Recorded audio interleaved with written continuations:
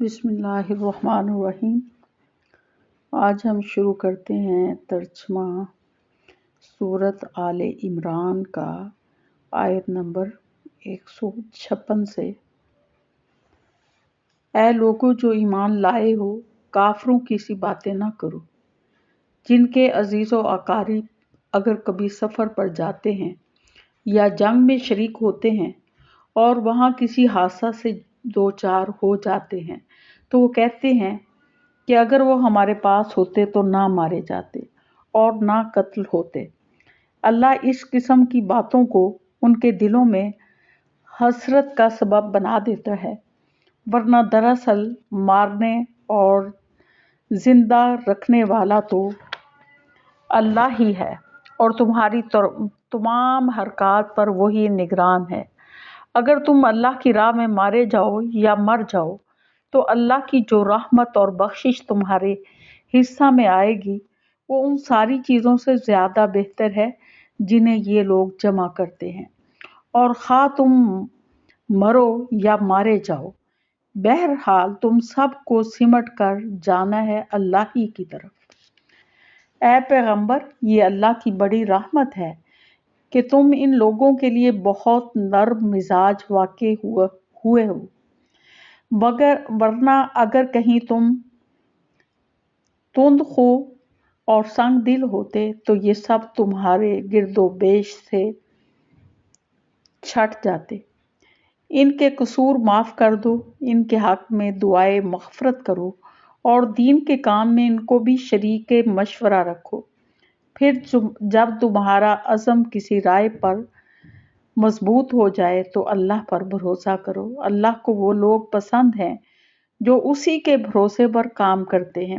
اللہ تمہاری مدد پر ہو تو کوئی طاقت تم پر غالب آنے والی نہیں، اور وہ تمہیں چھوڑ دے تو اس کے بعد کون ہے جو تمہاری مدد کر سکتا ہے؟ پس جو سچے مومن ہیں ان کو اللہ ہی پر بھروسہ رکھنا چاہیے۔ کسی نبی کا یہ کام نہیں ہو سکتا کہ وہ خیانت کرے، اور جو کوئی خیانت کرے تو وہ اپنی خیانت سمیت قیامت کے روز حاضر ہو جائے گا، پھر ہر متنفس کو اس کی کمائی کا پورا پورا بدلہ مل جائے گا اور کسی پر ظلم نہ ہوگا۔ بھلا یہ کیسے ہو سکتا ہے کہ جو شخص ہمیشہ اللہ کی رضا پر چلنے والا ہو وہ اس شخص کیسے کام کرے جو اللہ کے غضب میں گھر گیا ہو اور جس کا آخری ٹھکانہ جہنم ہو، جو بدترین ٹھکانہ ہے۔ اللہ کے نزدیک دونوں قسم کے آدمیوں میں بدرجہ فرق ہے، اور اللہ سب کے اعمال پر نظر رکھتا ہے۔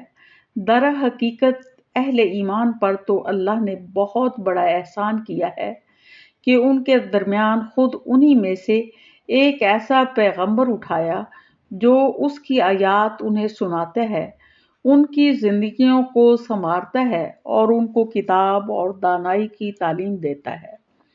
حالانکہ اس سے پہلے یہی لوگ سری گمراہیوں میں پڑے ہوئے تھے، اور یہ تمہارا کیا حال ہے کہ جب تم پر مصیبت آ پڑتی ہے تو کہنے لگتے ہو کہ یہ کہاں سے آئی، حالانکہ جنگ بدر میں اس سے دگنی مصیبت تمہارے ہاتھوں فریق مخالف پر پڑ چکی ہے۔ اے نبی، ان سے کہو یہ مصیبت تمہاری اپنی لائی ہوئی ہے، اللہ ہر چیز پر قادر ہے۔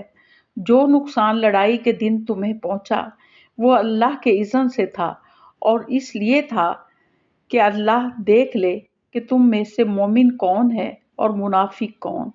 اور وہ منافق کہ جب ان سے کہا گیا آؤ اللہ کی راہ میں جنگ کرو یا کم از کم اپنے شہر کی مدافعت ہی کرو، تو کہنے لگے اگر ہمیں علم ہوتا کہ آج جنگ ہوگی تو ہم ضرور تمہارے ساتھ چلتے۔ یہ بات جب وہ کہہ رہے تھے اس وقت وہ ایمان کی بنسبت کفر سے زیادہ قریب تھے۔ وہ اپنی زبانوں سے وہ باتیں کہتے ہیں جو ان کے دلوں میں نہیں ہوتی، اور جو کچھ وہ دلوں میں چھپاتے ہیں اللہ اسے خوب جانتا ہے۔ یہ وہی لوگ ہیں جو خود بیٹھے رہے اور ان کے جو بھائی بند لڑنے گئے اور مارے گئے ان کے متعلق انہوں نے کہہ دیا کہ اگر وہ ہماری بات مان لیتے تو نہ مارے جاتے۔ ان سے کہو اگر تم اپنے اس قول میں سچے ہو تو خود تمہاری موت جب آئے اسے ٹال کر دکھا دینا۔ جو لوگ اللہ کی راہ میں قتل ہوئے ہیں انہیں مردہ نہ سمجھو، وہ تو حقیقت میں زندہ ہیں، اپنے رب کے پاس رزق پا رہے ہیں۔ جو کچھ اللہ نے اپنے فضل سے انہیں دیا ہے اس پر خوش و خرم ہیں اور مطمئن ہیں کہ جو اہل ایمان ان کے پیچھے دنیا میں رہ گئے ہیں اور ابھی وہاں نہیں پہنچے، ان کے لیے بھی کسی خوف اور رنج کا موقع نہیں ہے۔ وہ اللہ کے انعام اور اس کے فضل پر شاداں ہیں۔ ان کو معلوم ہو چکا ہے کہ اللہ مومنوں کے اجر کو ضائع نہیں کرتا۔ جن لوگوں نے زخم کھانے کے بعد بھی اللہ اور رسول کی پکار پر لبیک کہا، ان میں جو اشخاص نیکوکار اور پرہیزگار ہیں ان کے لیے بڑا اجر ہے، اور وہ جن سے لوگوں نے کہا کہ تمہارے خلاف بڑی فوجیں جمع ہوئی ہیں ان سے ڈرو، تو یہ سن کر ان کا ایمان اور بڑھ گیا اور انہوں نے جواب دیا کہ ہمارے لیے اللہ کافی ہے اور وہی بہترین کارساز ہے۔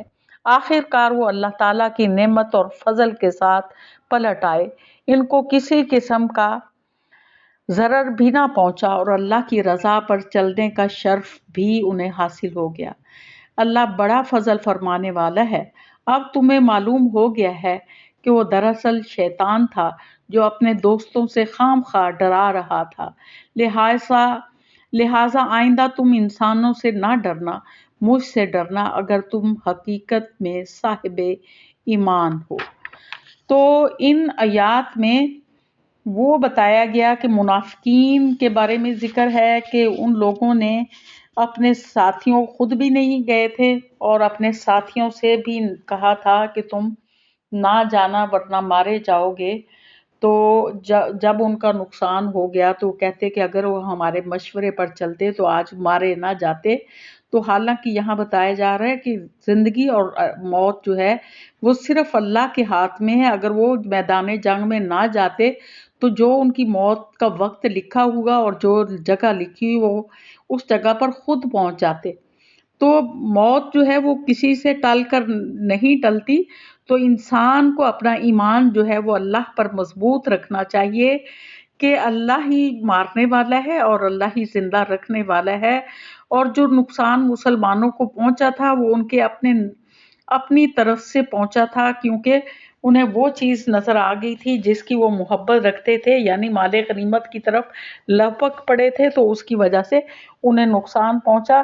تو انہیں حوصلہ بھی دیا جا رہا ہے کہ جنگ بدر میں کافروں کو نقصان پہنچا اور غزوہ احد میں تمہاری وجہ سے تمہیں نقصان پہنچا ہے، تو اس پر گھبرانے کی بات نہیں ہے۔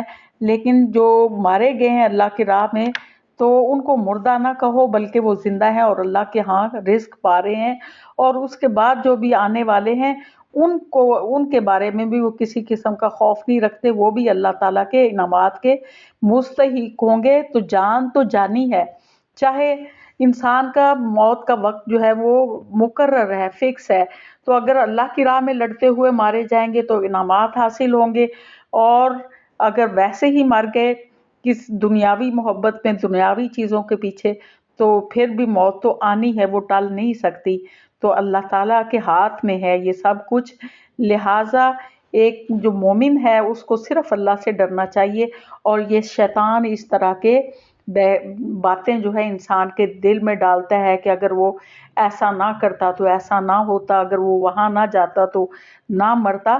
تو ایسی بات نہیں ہے، مرنے کا ٹائم ہر ایک کا فکس ہے اور اس نے ہر صورت میں اس وقت اور اس جگہ پہ مر جانا ہے۔ تو لہٰذا ہمیں اپنے ایمان کو مضبوط کرنا ہے۔ وآخر دعوانا الحمدللہ رب العالمین۔ اور آپ دوستوں سے گزارش ہے کہ اسلام کو پھیلانے میں ہمارا ساتھ دیا کریں تاکہ قرآن کی تعلیم جو ہے زیادہ سے زیادہ لوگوں تک پہنچے۔ شکریہ۔